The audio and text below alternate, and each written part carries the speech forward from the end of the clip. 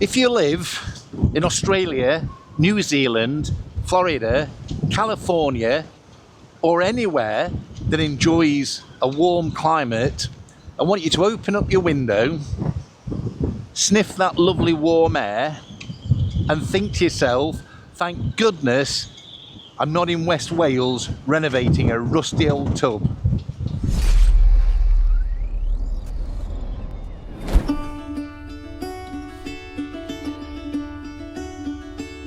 Right, let's switch this on. Caught behind Venetian blinds, had to reach for the city lights. This ain't where I belong. Hey, look at me, man, what I become. I've been running east, looking for a sunset, digging deep since '99. What I thought was gone was sitting in my pocket in plain sight all along. I think it's time for me to go, burn all bridges. All I know, I got lost along the way, fell between the foam, pulling stitches. Time to let go, so come what may. So let's have a look at that.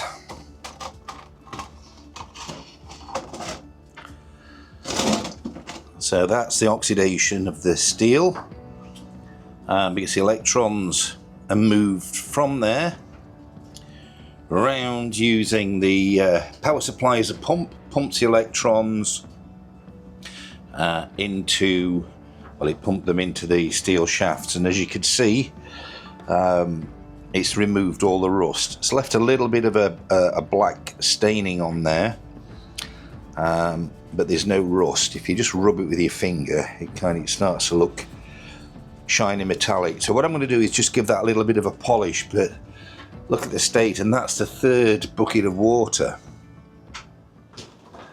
Definitely swapped the wet now for the wind.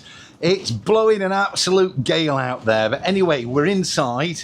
I'll get the heater on in a minute, and I need to finish tack welding this steel plate in. But first of all, I need to get my brand new regulator back on this gas bottle. All fastened in. Let's make sure there's no leaks. Turn it on. And this regulator's better. It's got a better graded scale. The other one, sort of 14, was down at the bottom. There we go, so about 12 there. No hissers, good.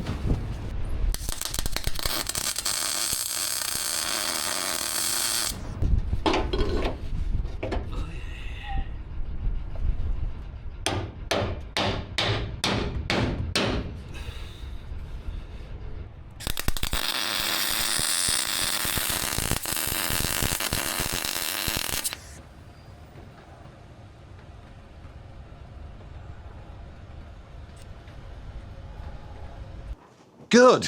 So the plate's officially tack welded into place now. I did have a bit of a problem.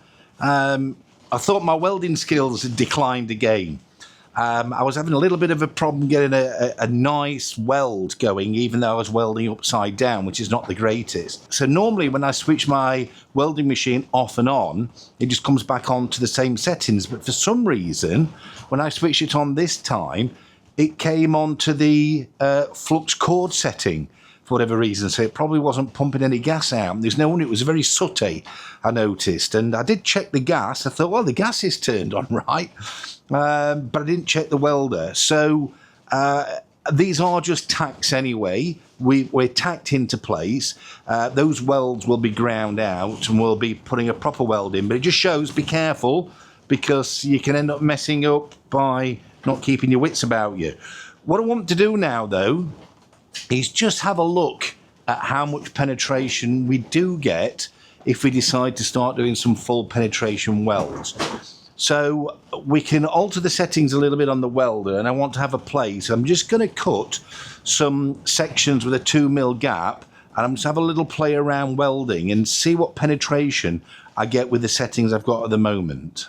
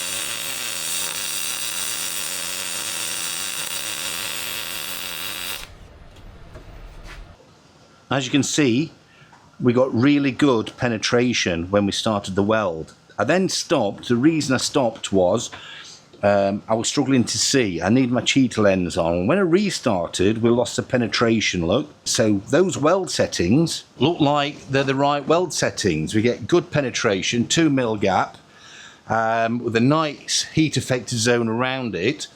So just a little bit of technique, not stopping and starting. What I'm going to do is fetch my cheetah lens now. I've got it in the van. That's because my eyes are bad when it's close distance, and have another go.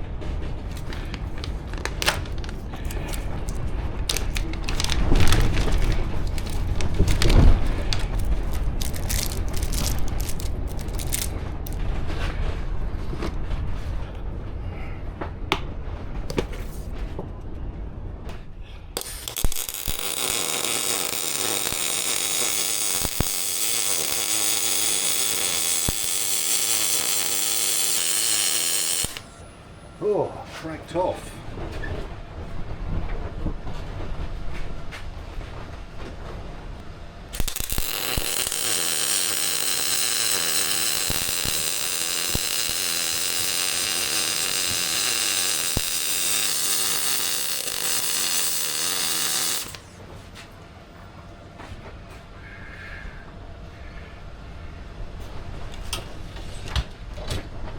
Now, interestingly, that didn't penetrate, but the steel's filthy on the bottom, and I wonder if that makes a difference, whether that's pulling in junk. So I'm going to try cleaning up both sides.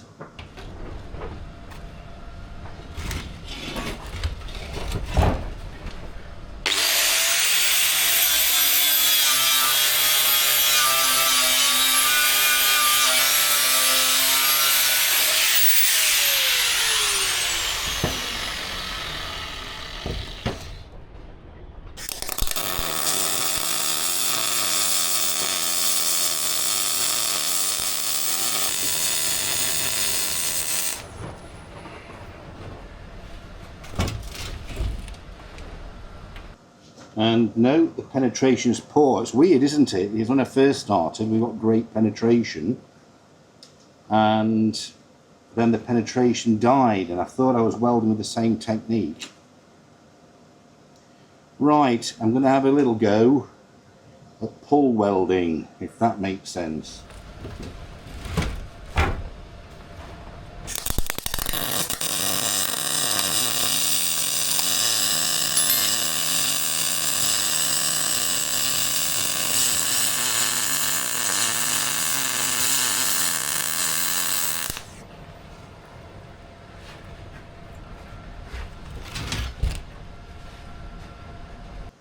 Definitely better penetration. Alright, I'm just going to increase the wire speed.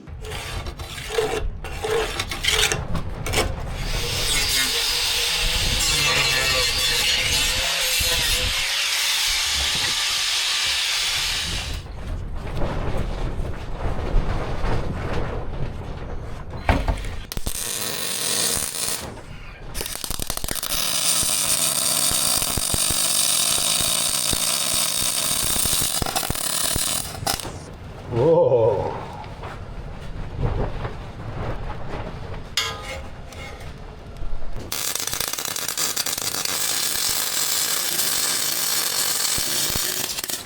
Oh.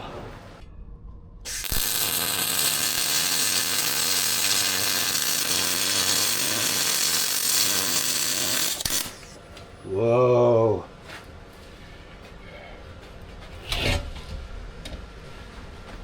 Let's try turning the wire speed down.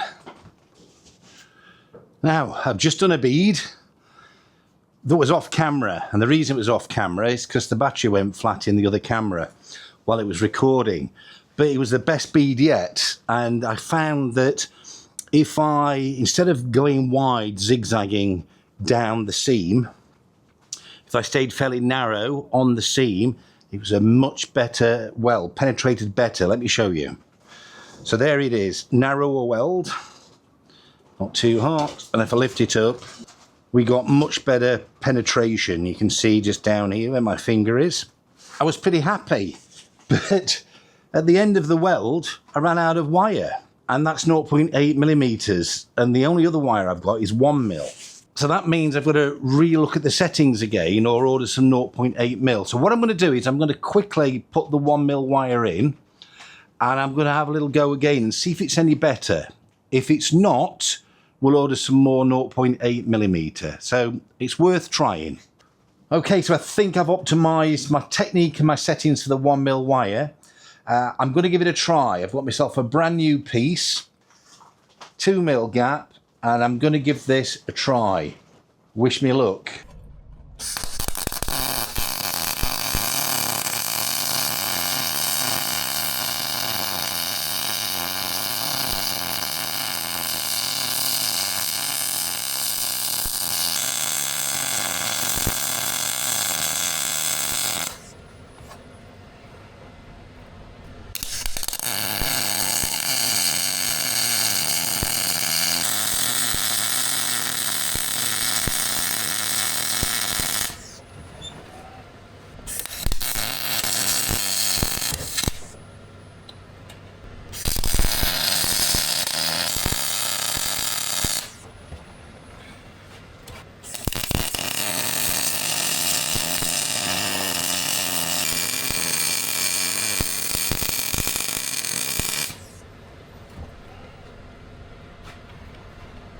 So there is my final weld, and lots of penetration. I think that's the sweet spot. I'm happy with those settings. Wish me luck.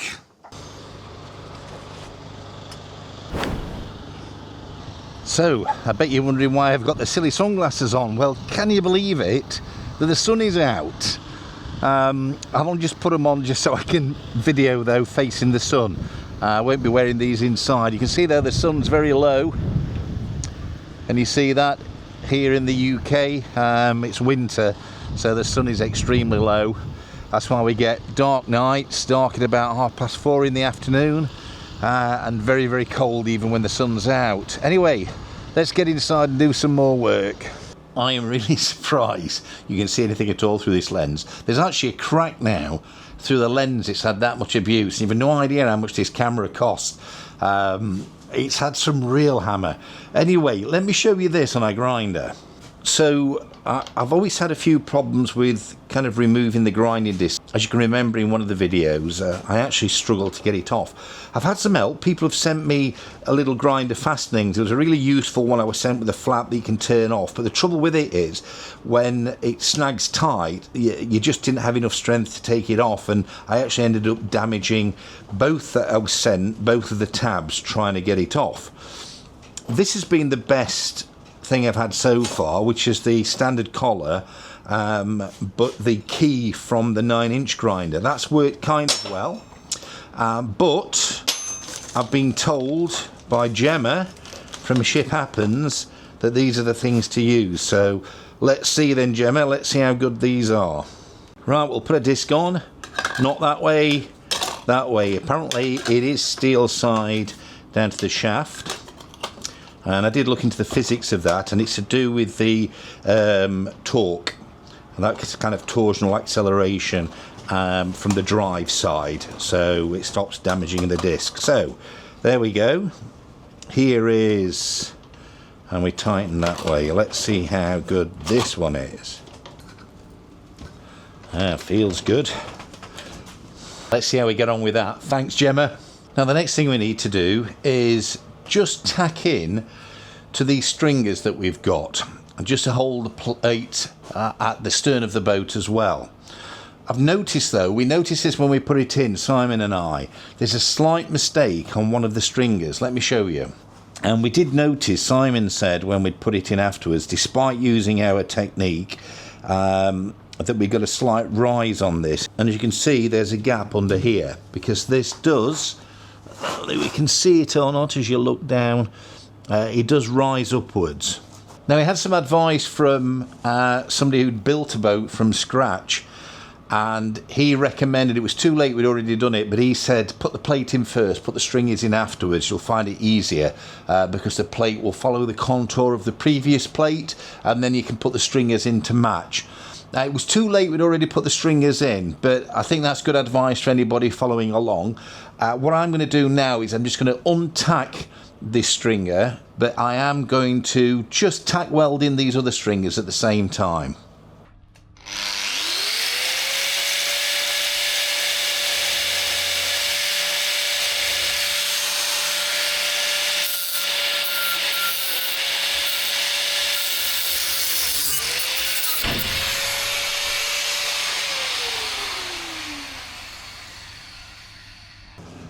So once we release it from that weld, you can see it actually fell downwards. So this straight steel section actually lifted that stringer up from position, because there is some curve in this now following the existing hull. Right, let's put a tack weld in here, and maybe one a little bit further along as well. Just hold this in place so we can release these chains.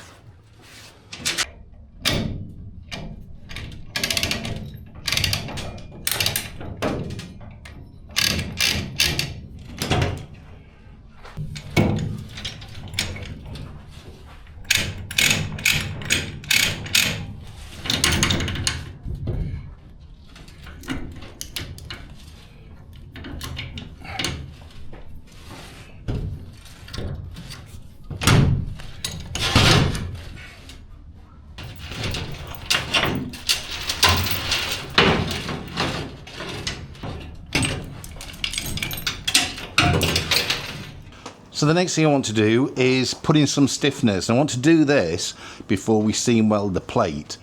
And the reason is because when you start doing the actual seam welding, you put a lot of heat into the plate. And that has a tendency to want to warp it. So if we've got the stiffness in first, that'll help prevent warping the plate and putting additional stresses into it. Right, I've got some stiffness. Let's measure up.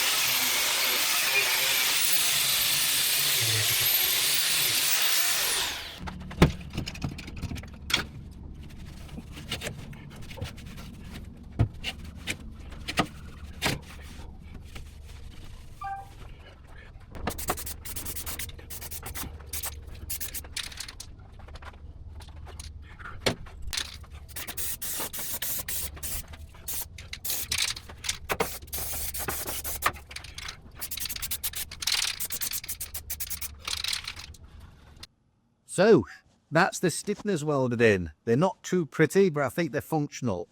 Now that the stiffeners are in, I'm going to put a few more welds on the stringers.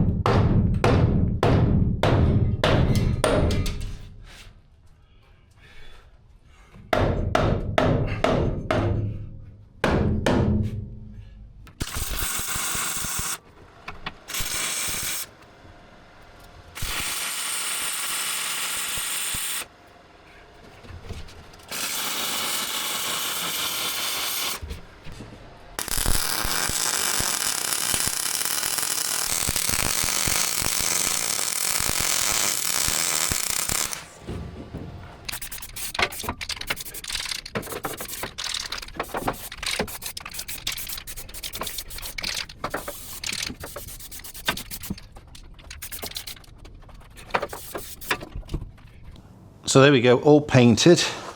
Steel's in, welds are painted. Some of them ain't so pretty. If you want to watch somebody who doesn't do ugly welds, then check out Sailing Yacht Carla. Carla's a rusty old steel sailing boat in Denmark that's been renovated by Heidi and Klaus and their two beautiful blonde Danish children and the dog Marta that steals sausages from the campsite next door. Check them out, link down below if you like proper welding. In the meanwhile, I'm going home for my tea.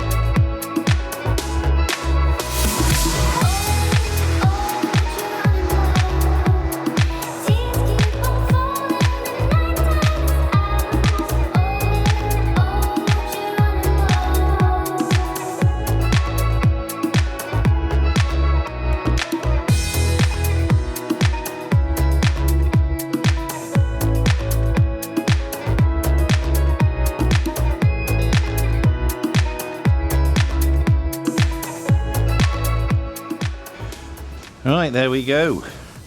Rachel's done a good job there. And that's kind of how it's come up. Now, you see here though, big divot, big pit there. That's where there's been electrolysis. So what I'm going to do, there's a few pits kicking around, but I'm not too worried about those. They're fairly superficial. That's quite deep. So what I'm going to do is just going to quickly pad weld that up.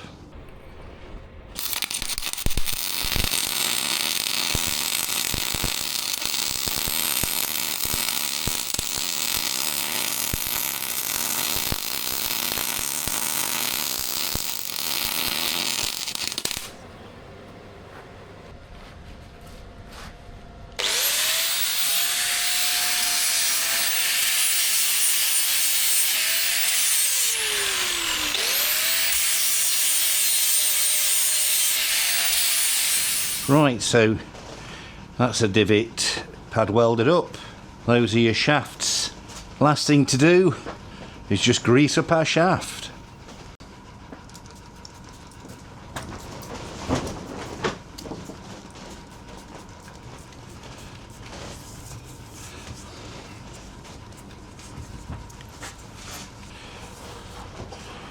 That'll do, donkey.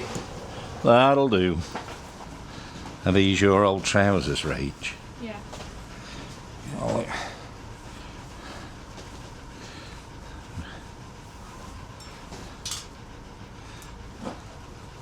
There you are. Make good use of your trousers. Oops. Your trousers soon come off.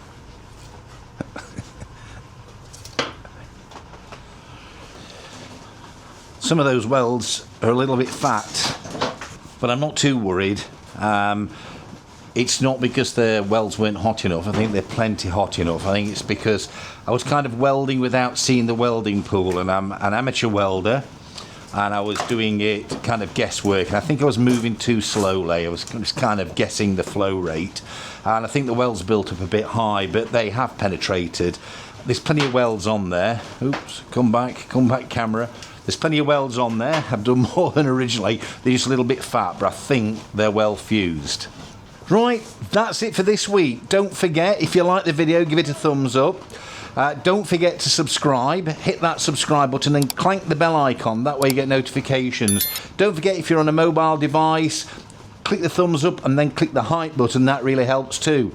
Thanks to everybody for watching. Until the next video, bye for now.